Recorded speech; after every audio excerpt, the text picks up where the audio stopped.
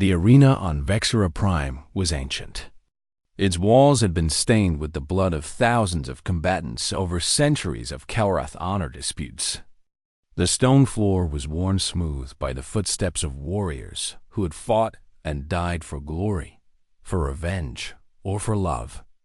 Today, it would witness something new. A human fighting for the right to keep his alien wife. Ethan stood at one end of the arena wearing simple combat clothes. He had no armor and carried only a blade provided by the Kelrath officials. The weapon felt heavy in his hand. He had some training in self-defense, but he was no warrior.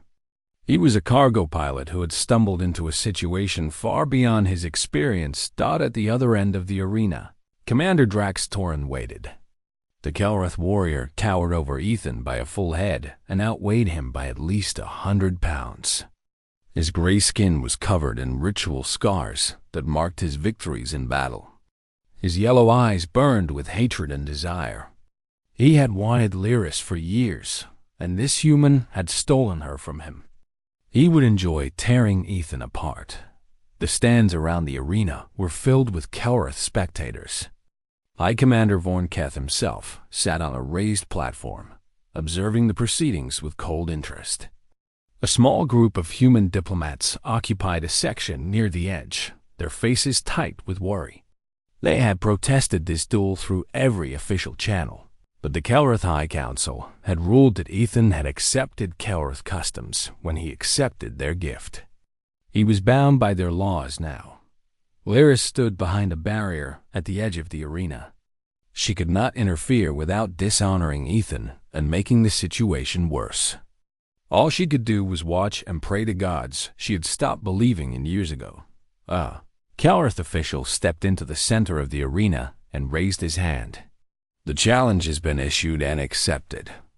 Commander Drax Torin fights for the right to reclaim the female Lyris Van. Ethan Cole of Earth fights for the right to keep his wife. The duel ends when one combatant yields or dies. Begin. The official retreated quickly. Drax charged immediately, closing the distance between them in 3 massive strides.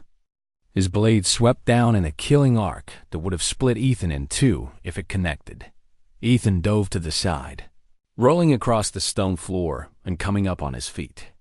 The Kelrath blade crashed into the ground where he had been standing, sending sparks flying. Drax snarled and turned to face him again. Running will not save you, human. I will catch you eventually, and when I do, I will make your death slow. Ethan did not waste breath on a reply. He circled away from Drax, trying to keep distance between them. The Kelrath was faster than he looked despite his size.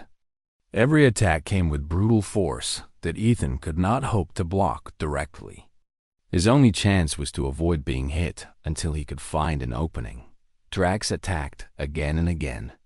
Each swing came closer than the last.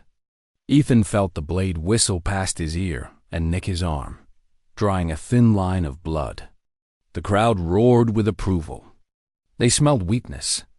They expected this to be over soon. Minutes passed.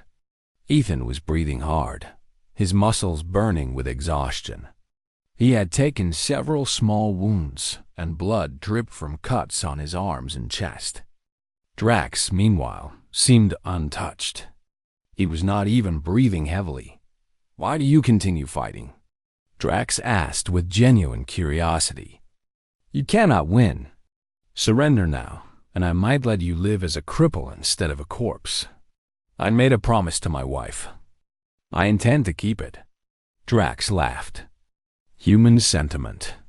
It will be your death." He charged again, but this time Ethan noticed something. Drax was moving slightly slower than before.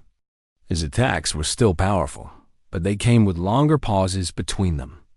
The Kelrath warrior was tiring. Ethan remembered what he had learned about Kelrath physiology during his research.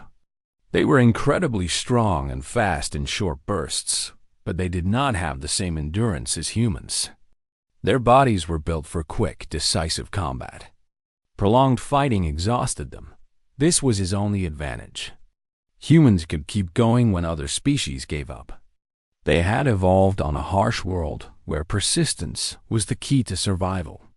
Ethan just had to stay alive long enough for that advantage to matter. He stopped running and started defending. Each time Drax attacked, Ethan deflected the blow instead of dodging completely. It hurt. The impact sent shocks through his arms and nearly knocked the blade from his grip. But it forced Drax to work harder, to spend more energy on every swing. The minutes stretched on. The crowd grew quieter. This was not the quick victory they had expected. The human was still standing, still fighting, still refusing to die. Drax's attacks became sloppy. His breathing grew ragged. Frustration twisted his features into an ugly snarl. "Why will you not fall?" Ethan saw his opening. Drax overextended on a wild swing, leaving his side exposed for just a moment. Ethan stepped inside the arc of the blade and drove his own weapon upward, catching Drax's wrist and twisting hard. The Kelrath's blade clattered to the ground before Drax could recover. Ethan swept his legs out from under him and brought his blade to the commander's throat. The arena fell completely silent. Ethan stood over his fallen enemy, blood dripping from his own wounds, his chest heaving with exhaustion. Every instinct told him to end this, to kill the creature who had threatened his wife and caused so much suffering. But he thought about what that would mean, what message it would send. He lowered his blade and stepped back. "I will not kill you," he said loud enough for the entire arena to hear. "Not because you deserve mercy, but because humans do not need to destroy our enemies to prove our worth. I have one. Lyris is my wife. This matter is finished." Drax stared up at him with a mixture of shock and fury. Being spared by a weaker opponent was the ultimate humiliation in Kelrath culture. He would carry this shame for the rest of his life. High Commander Vorn Keth rose from his seat. The entire arena waited for his judgment. The human has won through endurance and cunning rather than strength. This is unexpected. He paused, studying Ethan with new interest. "But the law is clear. The challenge is concluded. Lyris Van belongs to Ethan Cole by right of combat. The matter is closed. No further claims may be made." Ethan dropped his blade and walked toward the barrier where Lyris waited. She rushed to meet him, tears streaming down her blue face. She threw her arms around him and held him tight, not caring about the blood of the watching Kelrath or anything else in the universe. "You did it," she whispered. "You actually did it. I told you I would not let him take you. You could have died, but I did not." They left Vexra Prime that same day. The human diplomats arranged for medical treatment during the journey back to New Portland. And by the time they arrived, Ethan's wounds had already begun to heal. 6 months later, Lyris performed music again for the first time since her capture. It was a small venue in the capital city.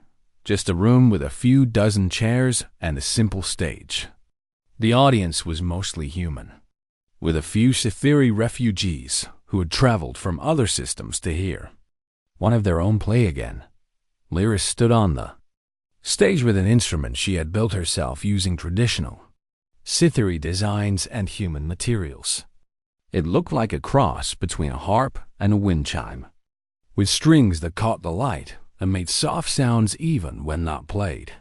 Ethan sat in the front row, watching his wife with pride that filled his entire chest. She began to play. The music was unlike anything the humans had heard before. It was sad and beautiful and hopeful all at once. It spoke of loss and pain and the long journey through darkness towards something better. It spoke of a woman who had been broken and had slowly learned to put herself back together. It spoke of a man who had shown her that kindness still existed in a cruel universe. The last song she played was a Sithiri piece traditionally performed for someone who had saved your life. The humans in the audience did not understand the words, but they understood the emotion behind them. Several were crying by the time she finished. Afterward, Lyris found Ethan in the crowd and took his hand. "What did you think?" she asked. "I think you were worth fighting for." She kissed him then, in front of everyone. And for a moment, the entire galaxy seemed very small and very bright. They walked home together through streets filled with strangers who would never know their story. But that was okay. The story was theirs alone. A tale of chains broken, earned, and love found in the most unlikely of places. They had both spent years feeling alone. Now they had each other. It was enough. It was more than enough. It was everything. Lyris spent 2 days wrestling with her choice. She walked through the streets of New Portland alone, watching human families go about their lives. She saw couples holding hands and children laughing and old people sitting in parks enjoying the sunshine. All around her was evidence of a species that believed in love and freedom and the simple joy of being alive. The Kelrith believed in none of these things. To them, life was about power and conquest and the domination of the weak by the strong. Lyris had spent 5 years learning to survive in their world, becoming small and silent and invisible. She had forgotten what it felt like to matter. Then Ethan. Cole had taken off her chains and asked where she wanted to sleep. She found herself at the door of a counseling center, a place Ethan had mentioned where refugees from alien conflicts could find help. Inside, she met with a human woman named Patricia Lang, who specialized in helping people recover from trauma. Patricia had kind eyes and a gentle voice, and she did not push Lyris to talk about anything she was not ready to share. "You seem troubled," Patricia said. "Would you like to tell me what is on your mind?" Lyris explained the situation. The law of reclamation, the threat from Drax, the option of marriage that Ethan had offered. As she spoke, she felt some of the weight lifting from her shoulders. It helped to say the words out loud to someone who would not judge her. "How do you feel about Ethan?" Patricia asked. "He is a good man. He saved me from a terrible fate and asked for nothing in return. He treats me with respect and kindness. He makes me feel safe, but—" Lyris hesitated. "But I am afraid that my feelings are confused. For 5 years, every moment of my life was controlled by others. I had no choices. Now suddenly I have the biggest choice of my life, and I do not know if I can trust my own heart. Why not? What if I only care for him because he rescued me? What if this is not real love but just gratitude mixed with fear? Marriage should mean something. It should be a choice made freely between two people who truly want to be together. I do not want to trap him in a relationship based on my desperation." Patricia leaned forward slightly. "Have you considered that Ethan might have his own feelings about this? He has been careful not to pressure me. He says he will only marry me if I truly want it. That sounds like a man who cares about your well-being more than his own desires. But it also sounds like a man who might be holding back his feelings to avoid influencing your choice." Lyris had not thought about it that way. She had been so focused on her own confusion that she had not considered what Ethan might be feeling. "What should I do?" she asked. "I cannot tell you that, but I can tell you this. You have survived things that would have broken most people. The fact that you are sitting here asking these questions proves that you are stronger than you know. Whatever you decide, make sure it is a decision you can live with. Not one based on fear or obligation, but one that feels right in your heart." Lyris thanked Patricia and left the center with a clearer mind. She walked back toward Ethan's apartment, thinking about everything she had learned since leaving the Calrith chamber in chains. Ethan had never lied to her. He had never manipulated her or tried to take advantage of her vulnerability. He had given her space when she needed it and support when she was ready to accept it. He had trusted her during the pirate attack when trusting a former slave could have gotten them both killed. He had fought to find a solution to the reclamation law instead of just accepting defeat. She reached out with her telepathic sense, something she rarely did because the Kelrath had punished her for using it. She let herself feel the emotions of the humans around her: happiness, stress, love, boredom, 1,000 different feelings washing over her like waves on a shore. Then she focused on the apartment ahead and searched for Ethan. She found him sitting by the window, staring out at the mountains. His emotions were complicated. Worry for her dominated everything else, but underneath it she sensed something he was trying very hard to hide. Loneliness that had been with him for years. Hope that he was afraid to let himself feel. And something warm and tender that made her heart beat faster. He cared for her. Truly cared. Not as a possession or a prize, but as a person he wanted to protect and be close to. Lyris made her decision. She entered the apartment and found him exactly where she had sensed him. He turned to look at her with anxious eyes that asked a question he was too afraid to speak out loud. "I have been thinking about your offer," she said. "Take as much time as you need. There is no pressure." "I know. That is why I have decided." Ethan held his breath. "I want to marry you," Lyris said. "Not because I am afraid of Drax. Not because I feel like I owe you something. I want to marry you because you showed me that kindness still exists. Because you gave me back my freedom and then let me choose what to do with it. Because when I sense your emotions, I feel hope instead of cruelty." She stepped closer to him. "I cannot promise that I am completely healed. I cannot promise that I will not wake up screaming from nightmares or flinch when someone moves too fast. I am damaged in ways that might never fully mend. But I know that when I am with you, I feel like I might be able to try." Ethan stood and took her hands in his. His touch was gentle, warm, and steady. "I am not looking for someone perfect," he said. "I am looking for someone real. Someone I can share my life with. Someone who will sit with me in the cockpit and point out the path through the asteroids." Lyris felt tears forming in her eyes. "Is that a yes?" "It has been a yes since the moment I met you. I just did not want to say it until you were ready to hear it." They held each other for a long time, not speaking, just breathing together. For the first time in 5 years, Lyris felt truly safe. The wedding was small and simple. They held it in the apartment with a few human officials present to make it legal.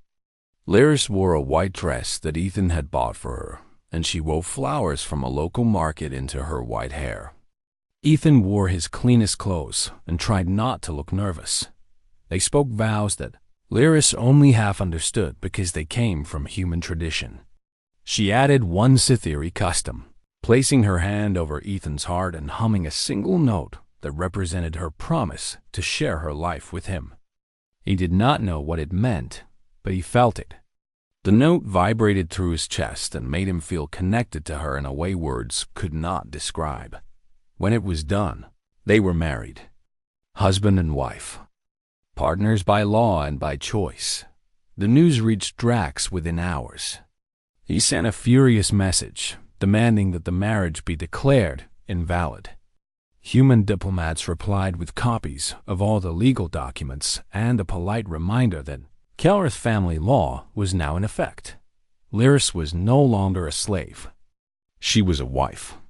Drax could not touch her, but Drax was not finished. The next day, a new message arrived at the apartment. Lyris read it first and went pale. "What does it say?" Ethan asked. "He has invoked the right of challenge. Under Kelrath law, any marriage that interferes with a prior claim can be contested through ritual combat." She looked at him with fear in her silver eyes. "He is challenging you to a duel." New Portland was one of the oldest human colony worlds in the Outer Corridor. It had been settled nearly 100 years ago and had grown into a thriving center of trade and culture. The capital city spread across a wide valley surrounded by mountains that reminded the early settlers of their home on Earth. Ethan had a small apartment there. 2 rooms above a repair shop where he sometimes worked when he needed extra credits. It was not much, but it was his. He brought Luris to the apartment on a quiet morning when the streets were still empty. She looked around at the simple furniture and the view of the mountains through the window. Her silver eyes took in every detail. "This is where you live when you are not flying?" she asked. "When I have time between jobs. It is not fancy, but it is home." Lyris walked to the window and stared out at the mountains. The sunlight caught her blue skin and made it glow softly. She looked like she belonged in a painting, something beautiful and fragile and out of place in the ordinary world. "I never thought I would see mountains again," she said quietly. "My homeworld had mountains like these. I used to climb them when I was young and play. Music at the peaks where the wind was strongest. Maybe you could climb these mountains someday." She turned to look at him with an expression he could not quite read. Maybe. They settled into a strange routine over the next few days. Ethan showed her around the city, introduced her to human food and human customs, and helped her understand the culture she now lived within. Lyris was fascinated by everything. She asked endless questions about why humans did things the way they did, and Ethan found himself enjoying the role of teacher. But underneath the surface, he sensed that something was troubling her. She seemed happy during the day, but at night he sometimes heard her pacing in her room. When he asked if everything was okay, she always said yes. He knew she was lying. On the 5th day, Ethan raised a topic he had been avoiding. "I have been making some inquiries," he said over breakfast, "about your people. There are Cytheri refugees scattered across several systems. The largest community is on a moon called Velith in the Andari sector. I could take you there if you want." Lyris set down her cup and stared at the table. For a long moment she did not speak. "That is very kind of you," she finally said. "But I do not know if I want to go." "Why not?" "They are your people. You could rebuild your life among them. My people know me as I was before the Kelrith took me. They remember a young woman full of hope and music and joy. That woman is gone. What would I say to them? How would I explain what I have become? You have not become anything bad. You survived something terrible. That takes strength." Lyris shook her head. "You do not understand. Among my people, we share emotions. We feel what others feel. If I returned to them, they would sense the darkness inside me, the pain, the fear. I do not want to burden them with that." Ethan wanted to argue, but before he could, an alert chimed on his communication device. He checked the message and felt his blood turn cold. "What is wrong?" Lyris asked. "There is a Kelrith diplomatic envoy at the border station. They are requesting a meeting with me." Lyris went very still. "Do they say why?" "No, but I think we should find out." They traveled to the border station together, though Ethan told Lyris she could stay behind if she wanted. She refused. Whatever was coming, she said she would face it with him. The border station was a massive structure, floating in space between human territory and the Kelrith Dominion. It served as a neutral ground for diplomacy and trade between the two powers. Ethan and Lyris were escorted to a meeting room where a Kelrith officer waited for them. Ethan recognized him immediately. Commander Drax Torin was the same officer who had led the guards in Vornketh's chamber. He was the one who had brought Lyris forward in chains and presented her like a prize animal. Seeing him again made Ethan's hands curl into fists done, but what made his stomach drop was the way Drax looked at Lyris. His yellow eyes moved over her body with a possessive hunger that made everything clear. "Human Ethan Cole," Drax said in a voice like grinding stones. "I have come regarding the female Lyris Van. What about her? I see that she walks freely beside you. She wears no collar. She shows no marks of ownership. You have failed to properly claim the gift given to you by High Commander Vornketh. She is not property to be claimed.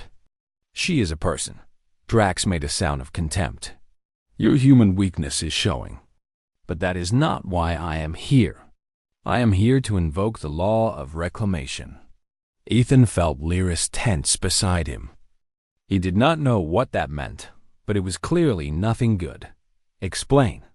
Under Kalrath law, a gift of flesh must be properly claimed within 60 cycles.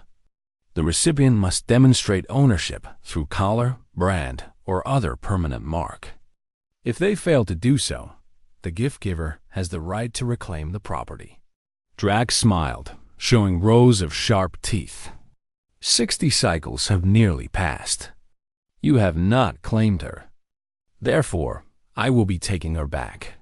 You were not the one who gave her to me. Vorincleff was. I am Vorincleff's designated representative in this matter. The High Commander has authorized me to enforce the law in his name. Lyris spoke for the first time, her voice steady despite the fear Ethan could see in her eyes. You cannot do this. I was given freely. The transfer was complete. The transfer was conditional, Drax corrected. And the conditions have not been met. In 5 days, you will return to Kalrath custody. To my custody, specifically. The High Commander has granted you to me as a reward for my service. The pieces fell into place in Ethan's mind. This was not about law or tradition. This was about Drax wanting Lyris for himself. He had probably wanted her for years and saw this as his chance to finally have her. There has to be another way, Ethan said. There is not. Unless you wish to mark her as your property according to our customs. She belongs to me in 5 days. Drax stood and walked toward the door. Pausing beside Lyris, he leaned close to her ear and spoke softly. But Ethan heard every word. I have waited a long time for you. I will not be as gentle as the High Commander was. Then he was gone, leaving them alone in the room. Lyris was trembling. Ethan had never seen her so afraid, not even when the pirates attacked. I will not let him take you, Ethan said firmly. You cannot stop him. Kalrath law is absolute. If you interfere, it will mean war between your people and his. Then we find another way. There must be something in their laws that can protect you. Ethan spent the next 2 days researching Kalrath, legal codes with the help of human diplomats who understood alien cultures. The laws were complex and brutal, designed to protect property rights above all else. But finally he found something. A single loophole buried in centuries of tradition. A slave could not be reclaimed if they had become the legal spouse of their owner. Marriage. If Ethan married Lyris, she would be protected under Kalrath family law, which superseded property law. Drax could not touch her, but when Ethan brought this option to Lyris, he made something very clear. I will only do this if you want to. If you truly want to. Not because you are afraid, and not because you feel like you owe me something. This has to be your choice. Lyris looked at him with those silver eyes that could see into his soul. And if I say no, then we find another way. Or we run, or we fight. But I will not force you into marriage, just to save you from someone else. Lyris was silent for a long time. When she finally spoke, her voice was barely a whisper. I need to think. Ethan nodded and left her alone with the weight of an impossible decision. 3 weeks passed aboard the starbound drifter as it traveled through the outer corridor trade routes toward human space. Lyris spent the first few days locked in her quarters, waiting for something terrible to happen. When nothing did, she began to emerge for short periods. She would sit in the common area and watch Ethan work on the ship or prepare meals. She never spoke unless he spoke to her first, and even then her answers were short and careful. Ethan gave her space. He had seen animals that had been caged too long, and he knew that pushing too hard would only make things worse. Instead, he went about his daily routine and treated her like she was simply another person sharing his ship. He cooked meals for two and left her portion on the table. He told her she was welcome to use the ship's small library of books and entertainment files. He never asked her to do anything or ordered her around. On the fifth day, Lyris joined him for breakfast. She sat across from him and ate in silence while he pretended to read a report on his datapad. When she finished, she surprised him with a question. "Why do you live alone on this ship?" Ethan looked up. It was the first time she had started a conversation. "I like the quiet," he said. "And I like being my own boss. Cargo hauling is not exciting, but it pays well enough, and I get to see different worlds. You have no family?" "My parents passed away a few years ago. I have a sister, but she lives on Earth. We talk sometimes, but not often." Lyris considered this. The Kalrath believe that a person without family is incomplete, that they have no honor because no one will mourn them when they die. Humans think differently. Some of us find family and friends are in the people we choose to keep close. Blood is not everything. Lyris nodded slowly, as if storing this information away for later examination. They finished breakfast in silence, but something had changed. A crack had appeared in the wall between them. Over the following days, Lyris began to open up. She told Ethan about her people, the Sithiri. They had been a peaceful species who valued art and music above all things. Their homeworld had been beautiful, covered in forests that sang when the wind blew through special trees. The Sithiri could sense emotions through a form of telepathy. They used this gift to create music that could make listeners feel joy or sorrow or peace. Then the Kalrath came. They conquered the Sithiri homeworld in less than a week. The Sithiri had no weapons and no army. They tried to surrender peacefully, but the Kalrath did not want peace. They wanted slaves. Lyris had been a young woman when she was captured. She had been a musician, one of the best on her world. Now she had not played music in 5 years. "Why did you stop?" Ethan asked. "Music requires feeling," Lyris said quietly. "For a long time, I had to stop feeling anything just to survive. The Kalrath do not like slaves who show emotion. It makes them unpredictable." Ethan felt a deep anger rising in his chest, not at Lyris, but at the creatures who had taken everything from her. He pushed it down because anger would not help her now. "Would you like to play again someday?" Lyris looked at him with those silver eyes that seemed to see right through him. "I do not know if I remember how. Maybe you could try. There is no pressure. But if you ever want to, I would like to hear it." She did not answer, but later that night Ethan heard soft sounds coming from her quarters. It might have been humming, or maybe just her breathing. He could not be sure, but it sounded almost like the beginning of a melody. On the 12th day, pirates attacked. They came out of nowhere, 3 small attack ships that surrounded the Starbound drifter and demanded surrender. Ethan had dealt with pirates before, but never this many at once. His ship was not armed for combat. He had only basic shields and a single defensive turret that would not last long against 3 enemies. "Hold on," he told Lyris as he strapped into the pilot's seat. "This is going to be rough." Lyris did not run to her quarters to hide. Instead, she climbed into the co-pilot's seat beside him and studied the navigation display. "There," she said, pointing at a cluster of asteroids on the edge of the sensor range. "I can see a path through them. The pirates cannot follow. How can you see a path? That field is too dense for sensors to map properly.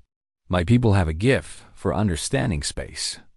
We can sense the movement of objects around us. I have not used it in years, but I can try." Ethan made his decision in an instant. He trusted her. "Tell me where to go." Lyris began calling out directions. Left, right, up, down, faster, slower. Her voice was calm and steady, more alive than he had ever heard it. The Starbound drifter dove into the asteroid field with the pirates close behind. Rocks the size of houses tumbled past the viewports, missing the hull by meters. Ethan flew better than he ever had, following Lyris's guidance without hesitation. Behind them, one pirate ship clipped an asteroid and exploded. The other two fell back, unable to match the drifter's path through the chaos. Minutes later, they emerged on the other side of the field, alone and safe. Ethan let out a breath he had been holding for what felt like hours. He turned to Lyris and found her smiling. It was a small smile, barely there, but it transformed her face entirely. "You saved us," he said. "We saved us," she corrected. "You trusted me." "No one has trusted me in a very long time." "You earned it." That was incredible. Lyris looked down at her hands, flexing her fingers as if testing whether they still worked. "I thought I had lost that part of myself." The Calrith do not care about Cytheria abilities unless they can be used for war. They thought my gifts were useless. They were wrong. They sat together in the cockpit as the ship flew on through empty space. The stars stretched out before them like a field of diamonds on black cloth. For the first time since coming aboard, Lyris seemed at peace. "Ethan," she said after a long silence, "I owe you an apology." "For what?" "I thought you were lying when you said you would not treat me as property. I thought you were just waiting for the right moment to show your true nature. I was wrong." "You were not wrong to be careful. You had every reason to expect the worst." "Perhaps. But I should have given you a chance sooner." She paused, choosing her next words carefully. "I can sense emotions, remember? When we first met, I was too afraid to use my gift. I did not want to know what you were really thinking. But lately I have let myself sense what you feel, and I have found only kindness. And concern. And maybe a little loneliness." Ethan felt his cheeks warm. He was not used to being read so easily. "I suppose I am a little lonely," he admitted. "But that is not your problem to solve." "Maybe not. But I am grateful to be here. I did not expect to find safety on a human ship with a human man. Yet here I am." She reached out and touched his hand briefly before pulling back. It was the first time she had initiated any physical contact. "When we reach human space," she asked, "what happens to me?" Ethan had been thinking about this question for days. He knew the right answer was to help her find her scattered people and rebuild her life among her own kind. But he also knew that part of him did not want her to leave. "Whatever you want to happen," he said. "You are free now. The choice is yours." Lyris looked out at the stars and said nothing, but she was still smiling. Ethan Cole had never expected to become a hero. He was just a cargo pilot, a man who moved goods between planets and tried to stay out of trouble. But trouble had found him 3 weeks ago when pirates attacked a Kelroth warship near the Vexera system. Ethan had been passing through, minding his own business, when he saw the damaged warship drifting without power. The pirates were closing in for the kill. Most pilots would have jumped to hyperspace and forgotten what they saw. Ethan was not most pilots. He had used his small cargo ship to draw the pirates away, leading them through an asteroid field where their larger vessels could not follow. The Kelroth warship had survived because of him. Now he stood in the grand chamber of the Kelroth, High Commander on Vexera Prime, wondering if his good deed was about to cause more problems than it solved. The chamber was enormous, with walls made of dark metal and floors polished until they reflected like mirrors. Kelroth warriors stood along the walls, their massive bodies covered in thick gray skin and their yellow eyes watching Ethan with a mixture of curiosity and contempt.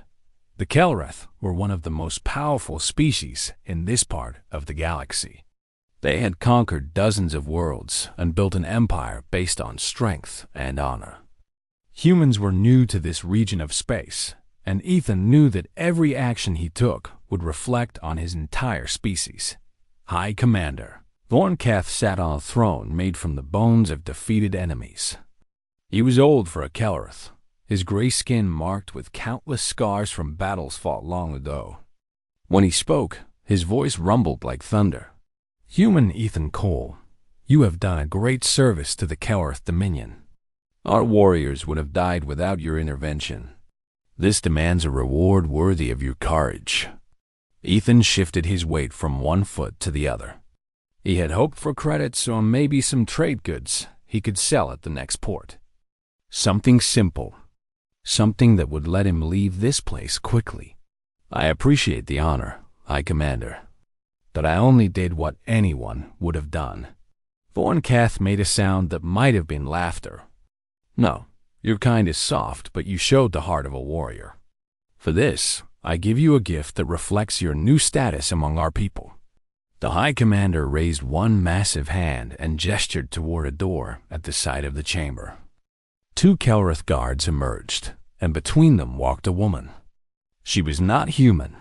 Her skin was pale blue, like the sky on a clear morning. Her hair was white and fell past her shoulders in waves. Her eyes were silver, and they stared straight ahead with no emotion at all. She was beautiful in a way that made Ethan's chest tight, but what he noticed most were the chains. Energy bonds wrapped around her wrists and ankles, glowing with a soft purple light. She wore a simple gray dress that marked her as property. Ethan felt his stomach drop. "This is Lyris Vaughn," Vornkath announced. "She is Scythery, captured from their homeworld 5 years ago. She has served in my household with obedience. Now she belongs to you, human. Use her as you see fit." The words hit Ethan like a punch to the gut.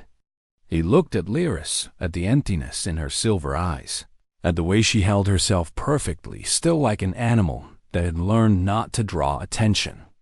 She expected nothing good from this moment. She had probably stopped expecting anything good years ago. "High Commander," Ethan said carefully, "this is a generous gift, but I'm not sure I can accept." The chamber went silent.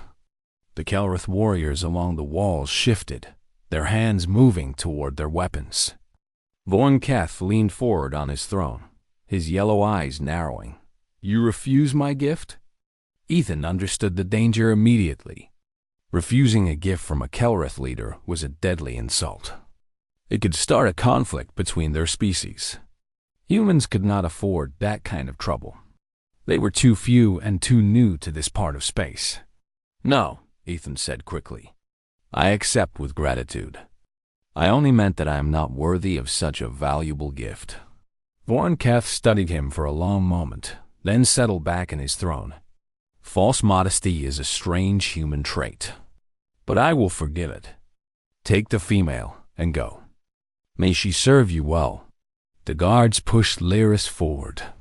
She stumbled, but caught herself and stood before Ethan with her eyes still fixed on nothing.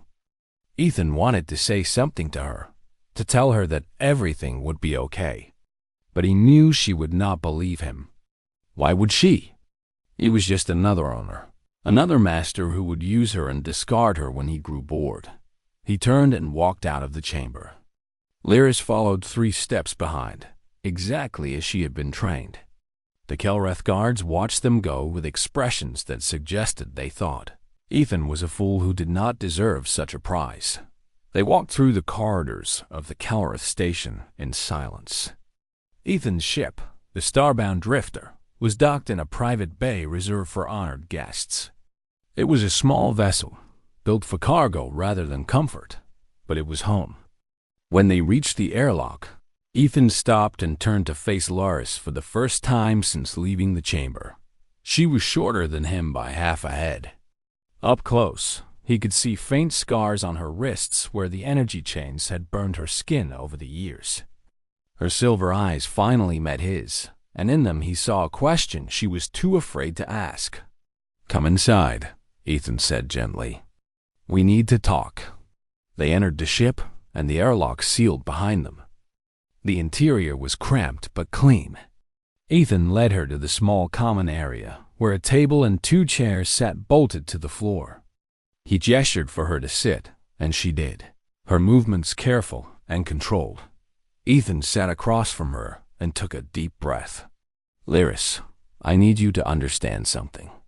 Where I come from, what just happened in that chamber is wrong. Humans do not own other people. We did once, a long time ago, and it was the worst thing we ever did. We fought wars to end it. I cannot change what the Kelroth believe, but I can tell you that I will never treat you as property. Lyris stared at him. Her expression did not change, but something flickered in her eyes. Doubt, perhaps? Or hope that she immediately crushed, because hope was dangerous. I have heard such words before, she said. Her voice was soft, almost musical. Masters say kind things when they want something. I am not your master. I did not want to be your master. I only took you from that place because refusing would have caused problems for my people. Then what am I? Ethan had no good answer. Legally, according to Kelroth law, she belonged to him. But he refused to accept that. You are a person who was treated badly for a long time. Right now, you are a guest on my ship. After that, we will figure out what comes next together. Lyra said nothing. She clearly did not believe him. Ethan stood and reached for the control on his belt. He pressed a button, and the energy chains around her wrists and ankles flickered and died. They fell away from her skin and clattered to the floor. Lyris looked at her free hands as if seeing them for the first time. She rubbed her wrists where the chains had been, touching the scars gently. There are 2 sleeping quarters on this ship, Ethan said. Mine is on the left. Yours is on the right. You can lock the door from the inside. No one will enter without your permission. He turned and walked toward the cockpit, leaving her alone with her freedom and her fear. Behind him, Lyris sat in silence, waiting for the trick. Waiting for the cruelty that always came. It did not come.